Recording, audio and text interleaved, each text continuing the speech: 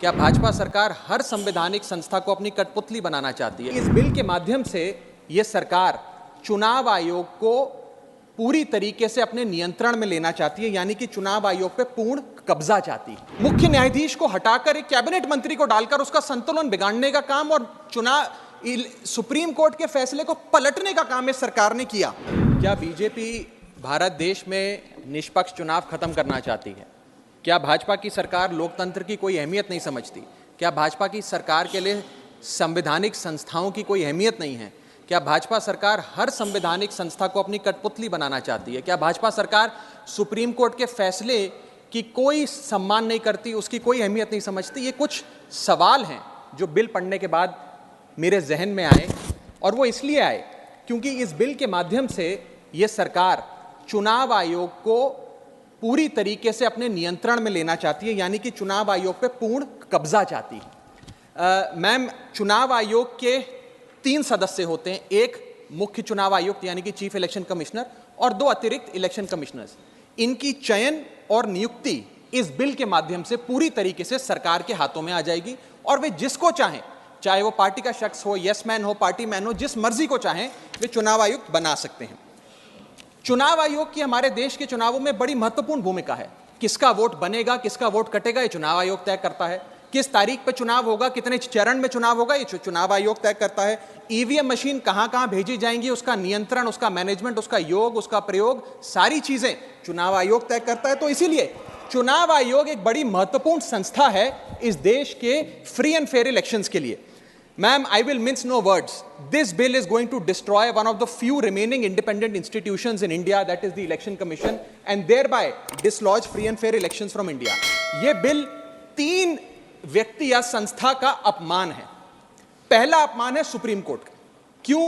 क्योंकि supreme court ने इसी साल मार्च 2 को 2 मार्च 2023 को 5 जजों की संवैधानिक पीठ ने सर्वसम्मति से एक फैसला दिया, और वो फैसला ये था कि सरकारी हस्तक्षेप, सरकार का कोई भी दखल चुनाव आयोग की नियुक्ति में नहीं होना चाहिए। ये खत्म करने के लिए हम एक समिति का गठन करते हैं।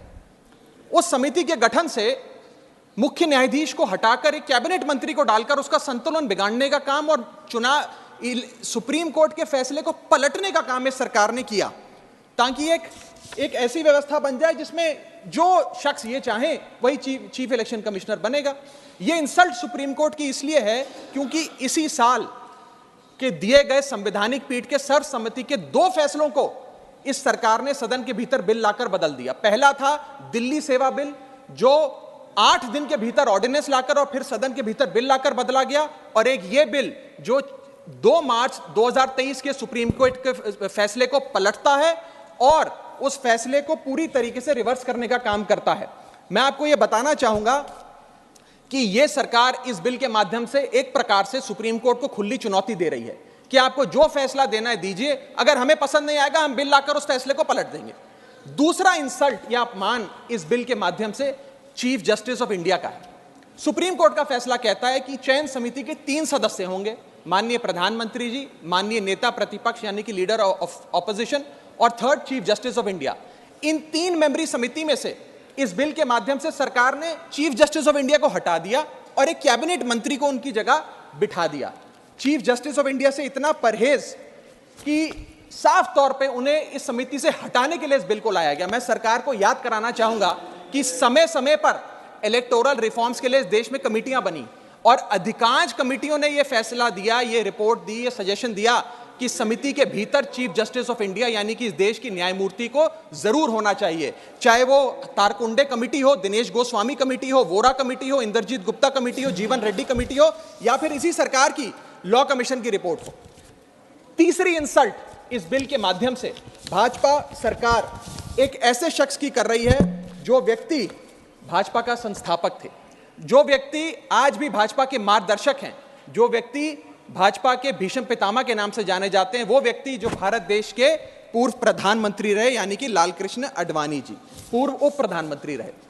मैम, 2 जून 2012 को, और मैं राज्यसभा के पटल पे इस लेटर को रखूंगा, 2 जून 2012 को माननीय लालकृष्ण आडवाणी जी ने उस समय के प्रधानमंत्री डॉक्टर मनमोहन सिंह को पत्र लिखकर कहा कि चुनाव आयोग की जो भूमिका है चुनावों में बड़ी महत्वपूर्ण है, उसकी नियुक्ति पर एक बहुत बड़ा संदेह, प्रश्न चिन्ह लगा हुआ है और उसकी नियुक्ति सरकार के हाथ में नहीं होनी चाहिए। और वो लिखते हैं, the present system whereby members to the election commission are appointed solely on the advice of the prime minister does not evoke confidence in the people. Keeping these important decisions as the exclusive preserve of the ruling party renders the entire selection process vulnerable and open to manipulation and partisanship. और वो कहते हैं कि समिति 5 सदस्यों की हो जो सीईसी की चयन करे, उनकी नियुक्ति करे, जिसमें प्रधानमंत्री हो, जिसमें लीडर ऑफ ऑपोजिशन लोकसभा हो, जिसमें लीडर ऑफ ऑपोजिशन राज्यसभा हो, जिसमें चीफ जस्टिस ऑफ इंडिया हो और कानून मंत्री हो। यानी कि 2 सदस्य सरकार के, 2 सदस्य ऑपोजिशन के और 1 न्यायपालिका के। ये समिति बड़ी अच्छी है। यानी कि अडवाणी जी भी चीफ इलेक्शन कमिश्नर की स्वतंत्रता के लिए, चुनाव आयोग की स्वतंत्रता के लिए लड़ते रहे, लेकिन इन लोगों ने अडवाणी जी को भी उनके हक की, उनके अधिकार की बात नहीं दी। आज मैं सदन में दूसरी बार लालकृष्ण अडवाणी जी के हक की, उनके अधिकार की बात मांगने के लिए खड़ा हुआ हूं। पहला जब उन्होंने दिल्ली सेवा बिल पर कहा था दिल्ली को पूर्ण राज्य का दर्जा दिया जाए, और आज जब उन्होंने कहा कि चीफ इलेक्शन कमिश्नर की नियुक्ति स्वतंत्रता से हो, निष्पक्ष तरीके से हो।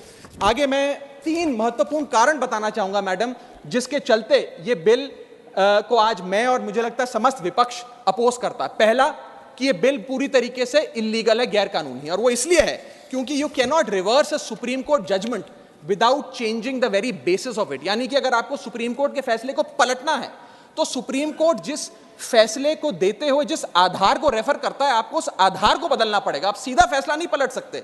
लेकिन इन लोगों ने सुप्रीम कोर्ट के फैसले की मूलभूत भावना को इस बिल के माध्यम से चोट पहुंचाने की कोशिश करी है और निष्पक्षता को चुनाव आयोग की भंग किया है।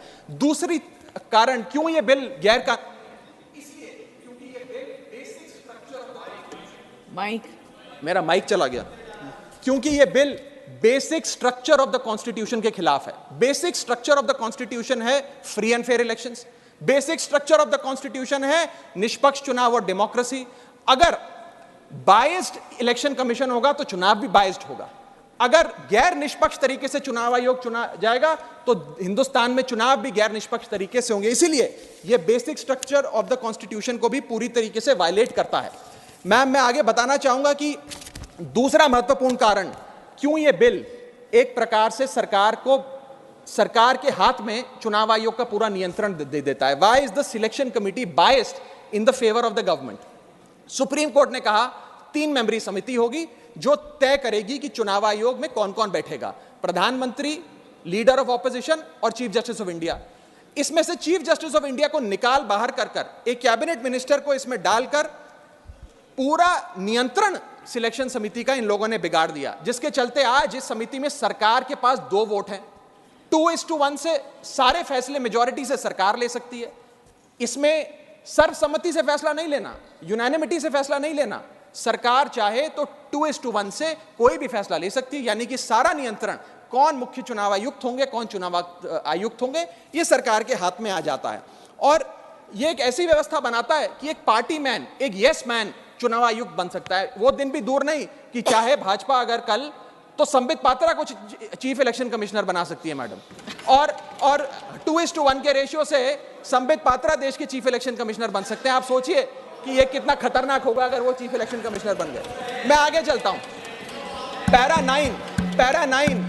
9 इस सुप्रीम कोर्ट जजमेंट का कहता है, the executive alone being involved in the appointment ensures that the commission becomes and remains a partisan body and the branch of the executive. The independence of the commission is intimately interlinked with the process of appointment. यानी कि supreme court ये कहता है कि चयन का जो पूरा प्रोसेस है वो पूरी तरीके से इलेक्शंस कैसे होंगे, फ्री होंगे कि फेयर होंगे, वो तय करता है। मैं आगे चलता हूं, 14 मिनट है मैडम, अभी तो 6 मिनट बाकी हैं। सुप्रीम कोर्ट आगे अपने पैरा 186 में हाईलाइट करते हुए कहता है, a person who is weak kneed before the powers that be cannot be appointed as the election commissioner.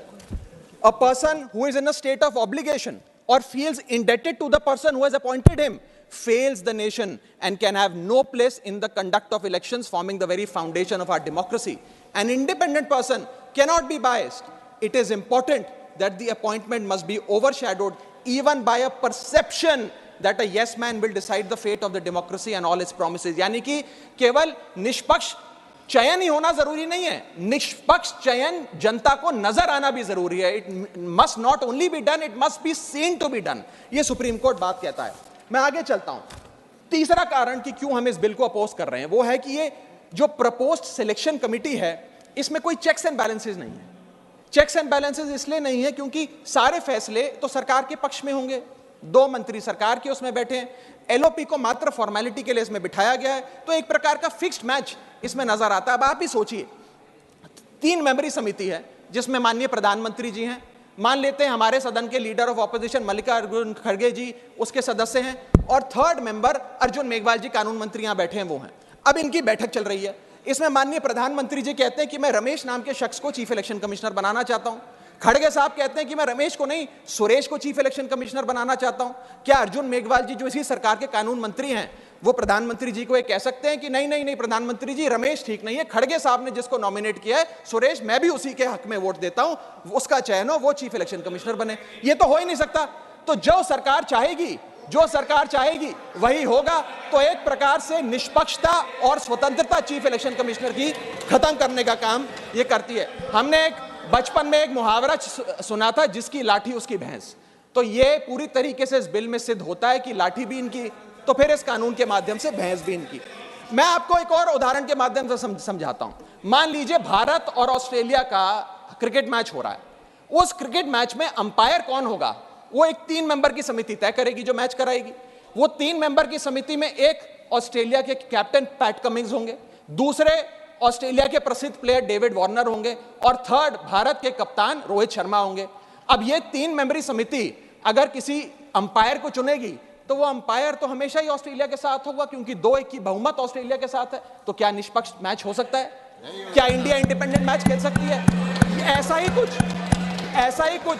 ही कुछ इस चुनाव आयोग के गठन से, इस बिल के आने के बाद इस देश में होने जा रहा है। मैं आगे चलता हूं मैडम, मुझे बोलने दीजिए। इसका माध्यम, मैडम मुझे बोलने दीजिए, मुझे डिस्टर्ब ना करें।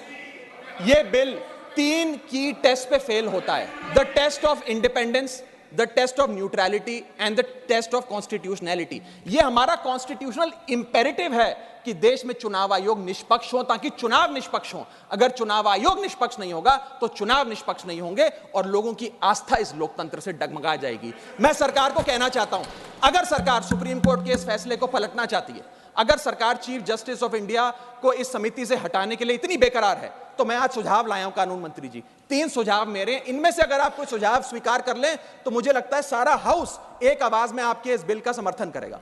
पहला सुझाव यह है, ये 3 ऑप्शन लाया हूं आपके लिए। पहला ऑप्शन यह है कि चुनाव आयोग का गठन, कौन चीफ इलेक्शन कमिश्नर होगा और कौन इलेक्शन कमिश्नर्स होंगे, इसका गठन 2 मेंबरी समिति करे, जिसमें 2 लोग हों, प्रधानमंत्री और लीडर ऑफ ऑपोजिशन, ये विपक्ष के नेता। ये 2 मेंबर्स सर्वसम्मति से फैसला ले, यूनानिमिटी से, क्योंकि 2 लोगों में मेजॉरिटी तो हो नहीं सकती, तो 2 लोग सर्वसम्मति से फैसला ले, जो भी नाम तय करेंगे हम सब मान जाएंगे। ये ऑप्शन 1। ऑप्शन 2 मैं देना चाहूंगा सरकार को, जो लालकृष्ण आडवाणी जी ने दिया था। लालकृष्ण आडवाणी जी की बात मान लीजिए, मेरी मत मानिए, आपको आम आदमी पार्टी तो पसंद नहीं, पर अपने पेट्रियार्क फाउंडिंग फादर, आपके पितामह भीष्म लालकृष्ण आडवाणी जी का फॉर्मूला ले लीजिए। 5 मेंबरी समिति, प्रधानमंत्री, कानून मंत्री, leader of opposition in Lok Sabha and Rajya Sabha और चीफ जस्टिस ऑफ इंडिया। ये 5 मेंबरी समिति एक निष्पक्ष चुनाव आयोग का चयन कर लेगी। और तीसरा ऑप्शन, अगर ये दोनों ऑप्शन आपको पसंद नहीं, तो मैं आपको वो ऑप्शन बताना चाहूंगा जो कॉन्स्टिट्यूएंट असेंबली में प्रोफेसर शिबन लाल सक्सेना ने दिया था। वो था कि जो भी नाम ये चयन समिति तय करे वो नाम सदन के भीतर लाए जाएं और 2/3 बहुमत लोकसभा और राज्यसभा से नाम पास हो जाए, वो आदमी चीफ इलेक्शन कमिश्नर बन जाए। मैं सकारात्मक बहस कर रहा हूं, मैं ऑप्शन लाया हूं। ये इन 3 ऑप्शंस में से कोई भी ऑप्शन चुन लीजिए, सारे विपक्ष को मनाने की, एकजुट करने की जिम्मेदारी मेरी। मैं अंत में अपनी बात समाप्त करने से इतना बस कहना चाहूंगा मैडम कि ये बिल एक डे लाइट रॉबरी है हमारे देश की डेमोक्रेसी की, लोकतंत्र की। इस बिल के माध्यम से भाजपा डेमोक्रेसी को हाईजैक करना चाहती है। And I on behalf of the Aam Aadmi Party oppose this bill, vehemently oppose this bill, because this bill will ensure that India, which is today known as the mother of democracy, will tomorrow unfortunately be known as for mockery of democracy, mother of democracy से mockery of democracy तक का सफर आप इस bill के माध्यम से तय करने जा रहे हैं। मैं हाथ जोड़कर आपसे विनती करूंगा, इस बिल को वापस लीजिए।